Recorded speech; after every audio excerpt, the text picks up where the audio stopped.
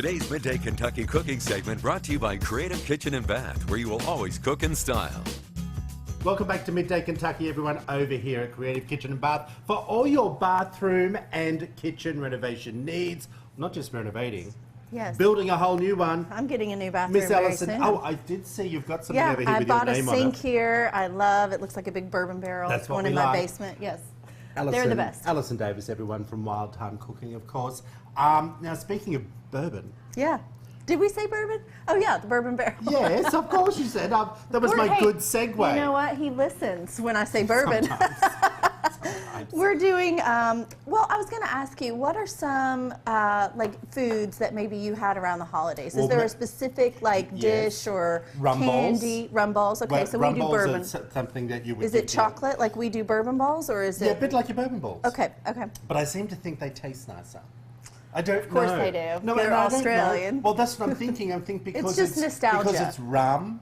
Well, okay. And not bourbon. It has a different flavor. You like flavor. the rum. I get it. Plus, we put fruit in them, like fruit, like dried fruit. Okay. Yeah. Anything else? You know what?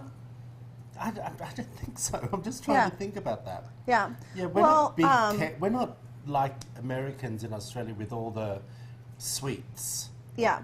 Well, around the holidays, you do see a lot more of that. Sure, like my grandmother did, like a cream pull candy. That's like a white sugar candy that she would pull on a marble slab. Ooh. That's just divine. Oh my gosh, there was another one. White Christmas. Was it like the meringue bites? No, or? It was a bit like bark. Mm-hmm. Oh, we must make that. Yeah. So this one is one that I've been doing through our catering, through Wild Time. And so we have a lot of people that order these. And this is a bourbon. This is perfect for your catering. Yeah, this is a bourbon-soaked candied walnut. Very, very simple. So the first thing that you do, and I honestly would leave these for, say, like an hour to 2 hours, even overnight, honestly, so that the walnuts can really soak up the bourbon. Yep. But obviously for TV, I've got some already ready to go here. Yep. But these, you would soak just your regular bourbon, like your bourbon, because you're going to be cooking it. So we've kind of got a nice just little... like your Pumpernickel or whatever it's called. What's the Pumpernickel bourbon? Pappy? Dr. Oh, Pappy no, that's a high-end bourbon. Yeah, we don't be using your Pappy on your walnuts. No. So that sounds a little weird. Don't use your Pappy on your walnuts. Well, Merry Christmas, everyone. And Happy New Year. All right, so basically we're just going to candy these at this point. So going to take our bourbon. I didn't warn it. Bit more notice, please. All right, so we're going to take our bourbon and our walnuts and basically just already. This is, oh my God, that's my favorite part. Yeah. The smell of bourbon I love. And then sugar.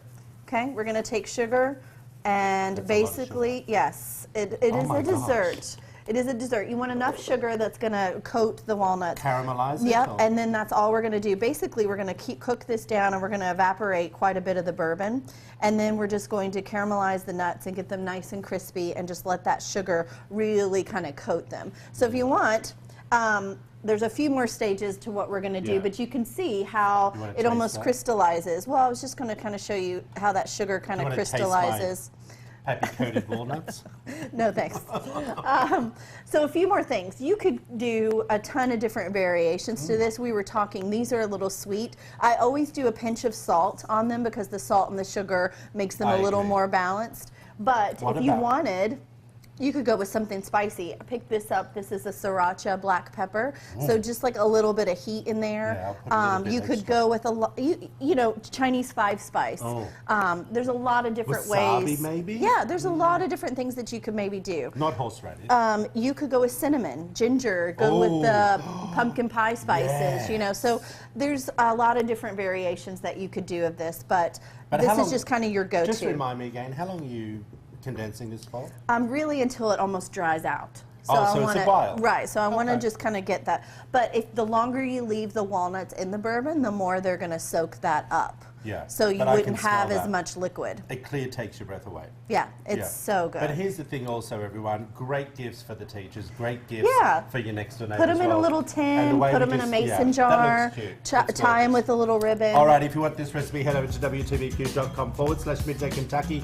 Click on the recipe tab, you will see it all there. We'll be back after this short break, everyone. You're watching Midday Kentucky. Oh, Allison Davis on Instagram.